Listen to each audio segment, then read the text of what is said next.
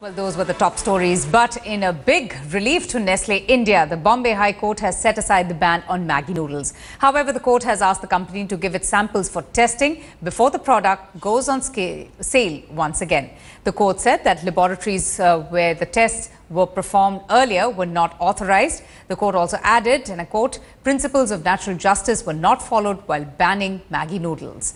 The court has now authorized 3 laboratories in Chandigarh, Hyderabad and Jaipur to test samples of Maggi. And according to the High Court, if lead content is found below permissible limit by the 3 labs, Nestle will be allowed to manufacture Maggi noodles once again. This relief comes 2 months after India's favorite snack was pulled off the shelves. According to the food regulator, FSSAI, 30 out of 72 samples of Maggi noodles had tested positive for dangerously high levels of lead and even MSG. This despite the packets proclaiming, quote-unquote, no added MSG. Nestle will be allowed to sell its product after a period of 6 weeks from the time when these laboratories conduct the fresh test. And these laboratories would be the accredited laboratories which have been set out in the order. Only those laboratories will be conducting the test, and after the reports have been given, which will take a period of 6 weeks, the company is allowed to manufacture and sell. A prayer was made by the state as well as by the Learned Council for the Union of India to asking for a stay of the order. However, on that prayer, the court said that as it is, this process, that is the testing process, will take a period of 6 weeks. So at this stage, the court has not granted the request of prayer for stay, which was sought by the respondent. Well, it's an interim but a huge relief for Maggi manufacturers and a huge disappointment for the government. But let's listen in as to what Union Food Processing Minister Harsimrat Kaur Badal had to say. On to that. Well, I think whatever the Honorable High Court has decided is a very welcome step, because I've always maintained that clear-cut protocols need to be set down for the industry to follow, and which should be very clear for whether it's the testing labs, they should also know, and it's the industry also who should know how the testing is being done.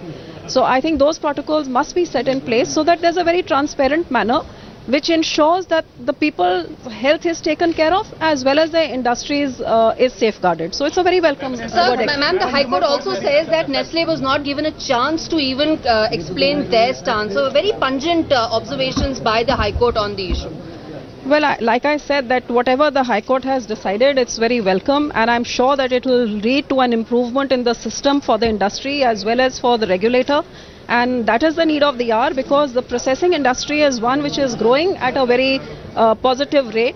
It's one of the biggest generators of employment. We have a country where huge wastages take place, where farmers do not get the correct amount for their produce. And if this industry is encouraged, which it's not going to be if there's an Inspector Raj, but if there is clear, transparent protocols and clear regulations, this industry will progress and will ensure cheaper prices to the consumer and better prices to the farmer as well. Ma'am, one last question. Do you think investment climate gets impacted? Investment climate gets impacted given the fact that multinational companies feel that that they have got a raw deal?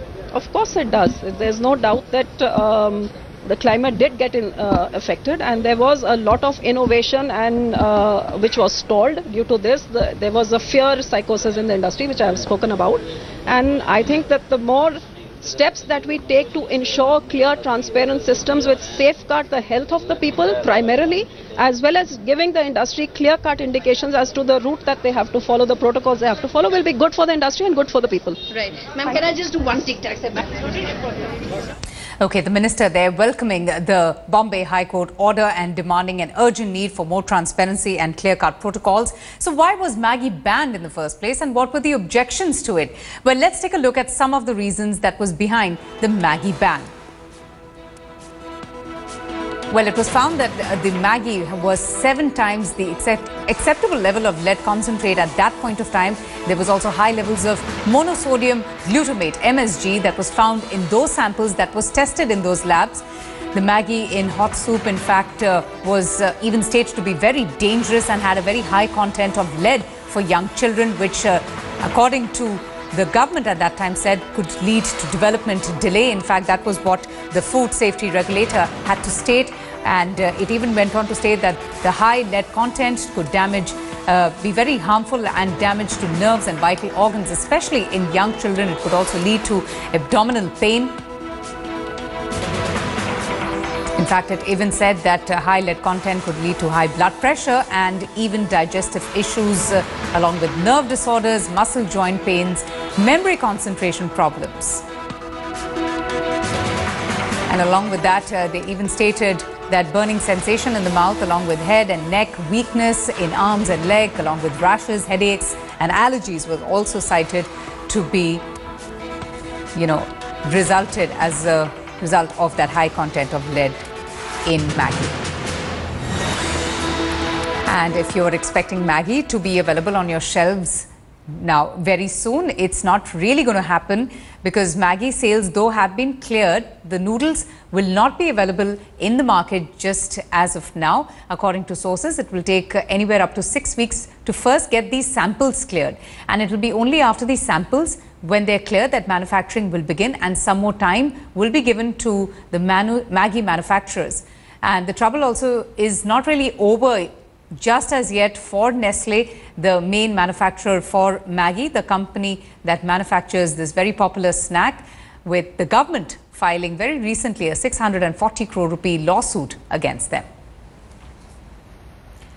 Our correspondent Vidya joins us for more on this. Vidya, so a huge relief there, and the government welcoming the Bombay High Court order. Well, certainly the fact that, they really don't have much of a choice. They need to test Maggi again. In its 145 pages of judgment, the judges have clearly said that the tests were not done in proper labs, in not accredited labs. And that is the reason why these tests have to be done again before Maggi can actually come back on the shelves. Okay, it's very interesting. The minister said that, there is an urgent need for transparency and proper protocols to be followed. One only wonders that why was all of this not followed in the first place when Maggi was all of a sudden recalled from shelves across the country? In fact, in the court, to all the queries that the judges had been asking FSSAI as well as the Food Authority in Maharashtra, they really didn't have much to say, except for the part that these tests were found to be containing high lead, and they did accept that these tests were not done in accredited labs, and that was one of the reasons that had really irked the judges. In fact, one of the things as the minister was pointing out, it is certainly needed that it's not just transparency in the system per se, but also the fact that these tests have to be done in labs that are recognized, that are accredited, and that is the only reason why people can really accept the fact that these tests that have been done in these recognized labs can be accepted.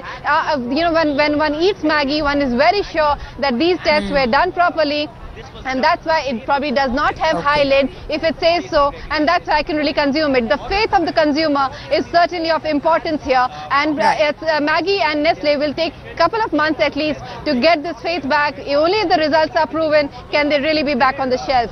All right, Vidya, thanks so much for getting us the very latest on that court order.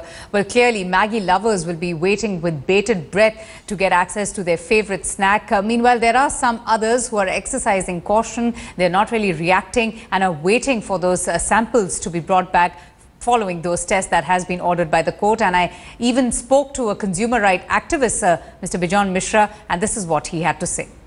I am quite sure the government laboratories are equivalent to accredited laboratories, and that is why in the law government laboratories are being deemed to be taken as accredited laboratories. And if the court feels that no, accredited laboratory has to be sent to for testing, and I'm sure the results will match with what the government laboratories brought out, and if it doesn't match, then naturally there might have been a mistake in the process of testing. So let us see what happens. The issue is, behind our back, the consumers should not be sold something which is unsafe, and that is where we felt very cheated by the big brand. And it is the consumers, don't forget, who created this brand. The consumers had total faith on this brand, and that's how the brand got created to such an enormous size.